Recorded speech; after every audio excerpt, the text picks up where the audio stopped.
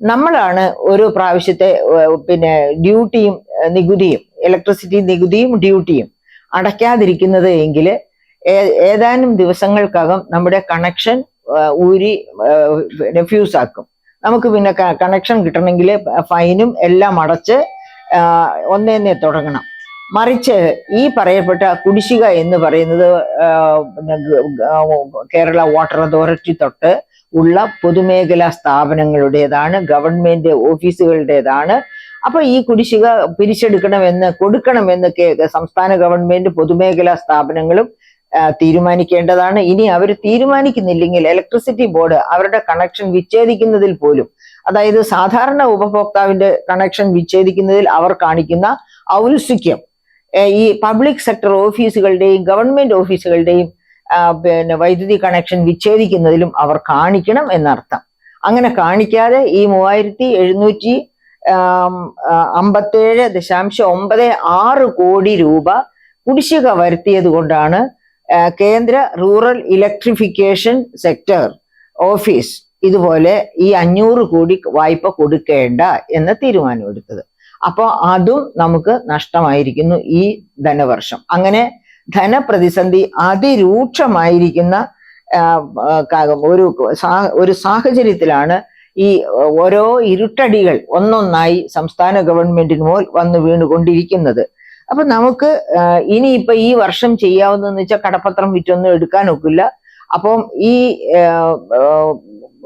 ഇപ്പോ സംഭവിക്കാൻ പോകുന്നത് ഇന്നൊക്കെ നമ്മൾ വാർത്തകളിൽ കണ്ടു. അതായത് ഇലക്ട്രിസിറ്റി ബോർഡ് ജീവനക്കാരുടെ ശമ്പളവും പെൻഷനും ഒക്കെ തൽക്കാലത്തേക്ക് മുടങ്ങും. അതായത് ഇനി ഏതെങ്കിലും കടം, ഒന്നുകിൽ നേരത്തെ നമ്മൾ സൂചിപ്പിച്ച 4866 കോടിയുടെ വായ്പ തിരിച്ചു വരണം, പിന്നെ എല്ലാം പൂർത്തിയാക്കി അടുത്ത ധനവർഷം വന്നതിന് ശേഷം ആദ്യത്തെ ചൊവ്വാഴ്ചയോ മറ്റോ ആ കടം എടുക്കാൻ കഴിയണം.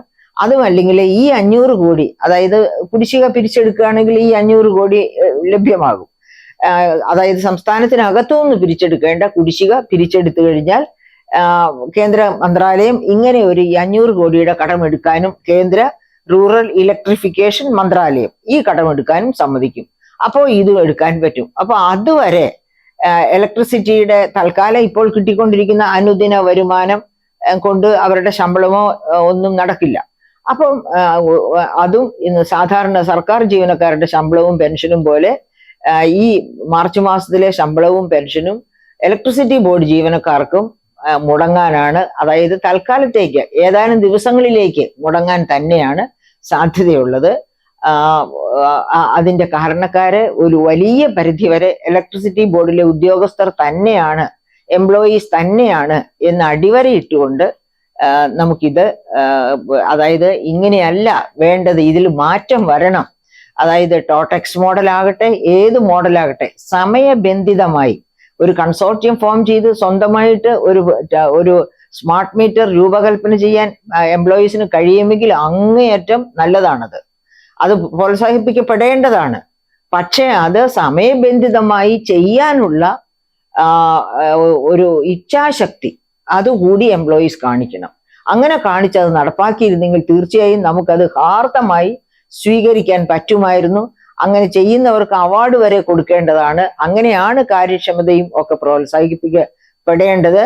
പക്ഷേ കഷ്ടകാലത്തിന് ഇവിടെ ഈ ഞങ്ങളത് സ്മാർട്ട് മീറ്റർ ഉണ്ടാക്കാമെന്ന് പറഞ്ഞെങ്കിലും ഇതുവരെയും ഒന്നും നടന്നില്ല. നടക്കാത്തത് കൊണ്ടാണല്ലോ അവസാനം ടോട്ടക്സ് മോഡലിലേക്ക് തന്നെ തിരിയേണ്ടി വന്നെങ്കിലും ആ കടം ഇപ്പോഴും കിട്ടാതെ ഇരിക്കുകയും ചെയ്യുന്നു. അതായത് ഈ പിന്നെ ടോട്ടക്സ് മോഡലിലുള്ള സ്മാർട്ട് മീറ്റേഴ്സ് പൂർത്തീകരിച്ചില്ല. അതുകൊണ്ട് തന്നെ ആ 4866 കോടി ഇപ്പോഴും നമ്മുടെ ഉപാധിയായിട്ട് തന്നെ ഇപ്പോഴും നമുക്ക് കിട്ടുമെന്ന പ്രതീക്ഷയായിട്ട് തന്നെ കിടക്കുകയാണ്. ഇതിൽ നിന്നെങ്കിലും നമ്മുടെ ഇലക്ട്രിസിറ്റി ബോർഡ് പിന്നെ എംപ്ലോയീസ് മാത്രമല്ല സംസ്ഥാനത്താകെയുള്ള എംപ്ലോയീസ് ഒരു പാഠം പഠിക്കുന്നത് നല്ലതായിരിക്കും. അവരാഗ്രഹിക്കുന്നത് പോലെ കാര്യങ്ങൾ നടക്കണമെങ്കിൽ അത് കാര്യക്ഷമതയോടുകൂടി തന്നെ ആഗ്രഹിക്കുകയും അതിനനുസരിച്ച് പ്രവർത്തിക്കുകയും ചെയ്യണം. അതല്ലാതെ നാളെ എന്ന് പറഞ്ഞ് ഇത് എപ്പോഴെങ്കിലും ചെയ്യാതിരിക്കാം, ഞങ്ങൾക്ക് കിട്ടേണ്ടത് ഇങ്ങ് പോരട്ടെ എന്ന ആറ്റിറ്റ്യൂഡ് തൊഴിലാളി യൂണിയനുകൾ ഒരിക്കലും കൈക്കൊള്ളാൻ പാടില്ല. കാരണം തൊഴിൽ ഉള്ളിടത്തോളം കാലം മാത്രമേ തങ്ങൾക്ക് ജോലിയുള്ളൂ എന്ന ധാരണ അവർ എപ്പോഴും മനസ്സിൽ സൂക്ഷിക്കേണ്ടതാണ്.